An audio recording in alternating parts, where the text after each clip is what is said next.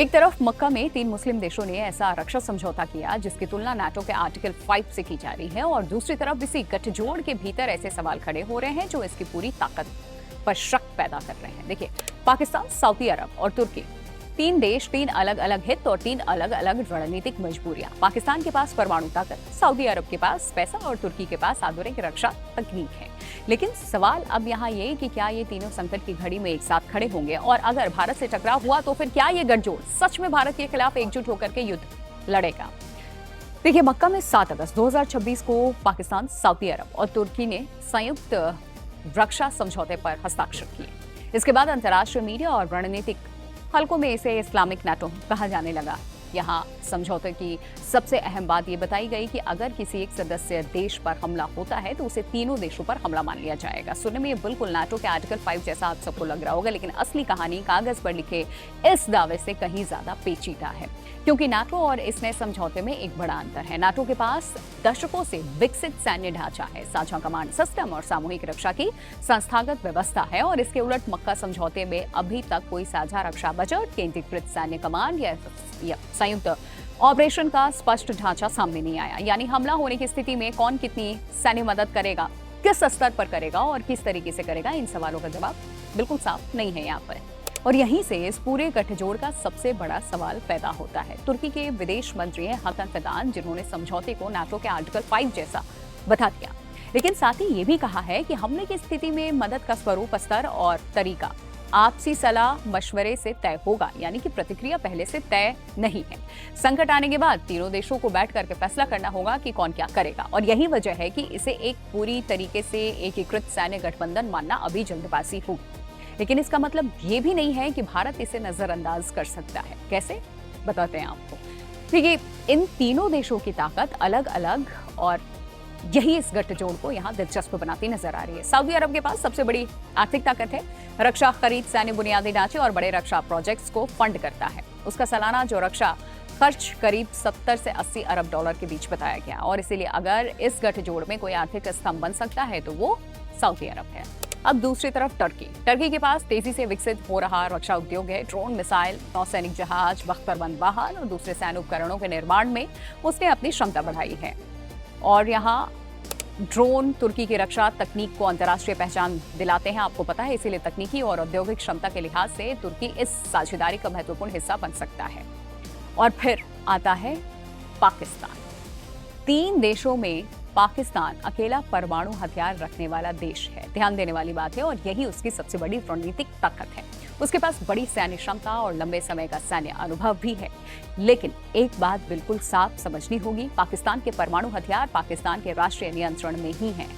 इस समझौते का मतलब ये नहीं कि सऊदी अरब या तुर्की को पाकिस्तान के परमाणु हथियारों पर कोई स्वतः नियंत्रण मिल गया है। यानी कि तीनों देशों की ताकत को अगर एक लाइन में समझें हम मिला के, तो तस्वीर कुछ ऐसी बनती है कि सऊदी अरब के पास पैसा, तुर्की के पास रक्षा तकनीक और पाकिस्तान के पास परमाणु प्रतिरोध है। अब सवाल भारत का इसमें कि क्या ये गठजोड़ भारत के खिलाफ इस्तेमाल हो सकता है? तो भारत के लिए सबसे बड़ी चिंता ये नहीं है कि कल सुबह पाकिस्तान, तुर्की और सऊदी अरब की संयुक्त सेना भारत से युद्ध करने निकल पड़ेगी अगर समीकरण बने। ऐसी तस्वीर फिलहाल वास्तविकता से काफी दूर है।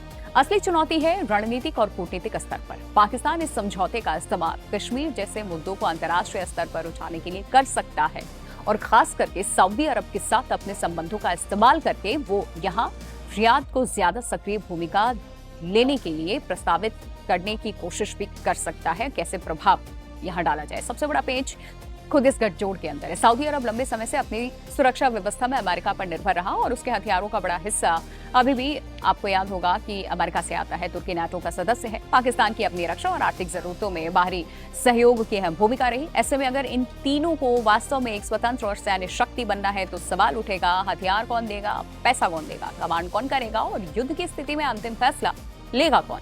इतिहास में ऐसे गठजोड़ों को लेकर के ज्यादा भरोसा नहीं करते हैं, ये हमने देखा। गल्फ कोऑपरेशन काउंसिल इसका उदाहरण है। 2017 में सऊदी अरब और यूएई जैसे देशों ने कतर के खिलाफ नाकेबंदी कर दी थी, यानी जो देश एक ही क्षेत्रीय मंच पर थे उनके अपने हित टकरा गए और इस तरीके से ओआईसी जैसे बड़े मुस्लिम मंच पर कई गंभीर संकटों में सामूहिक सैन्य कार्रवाई तक नहीं पहुंच पाई। इससे बात ये साफ होती है कि साझा पहचान और साझा सैन्य रणनीति दो अलग चीजें होती हैं। अब अगर सैन्य क्षमता की तुलना करें तो फिर तस्वीर और दिलचस्प होती है। आंकड़ों के मुताबिक भारत के पास करीब 14.3 लाख सक्रिय सैनिक, लगभग 476 लड़ाकू विमान, करीब 4000 टैंक और 190 लगभग परमाणु हथियार, 18 पनडुब्बियां और 2 विमान वाहक पोत बताए गए। वहीं पाकिस्तान, तुर्की और सऊदी अरब को मिलाकर के करीब 13.8 लाख सक्रिय सैनिक हैं, लगभग 900 लड़ाकू विमान और करीब 5800 टैंक बताए गए। तीनों देशों की संयुक्त रक्षा क्षमता करीब 120 अरब डॉलर और भारत का रक्षा बजट करीब 86 अरब डॉलर बताया गया।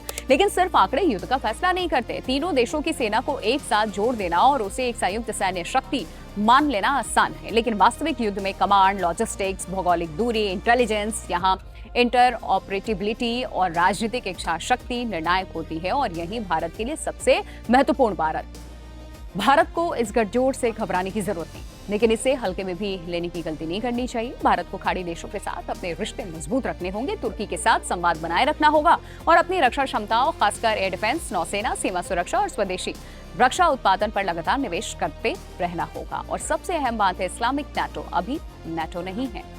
ये एक उभरता हुआ रक्षा सहयोग है जिसकी असली ताकत का पता तभी चलेगा जब कोई वास्तविक संकट सामने आ जाए।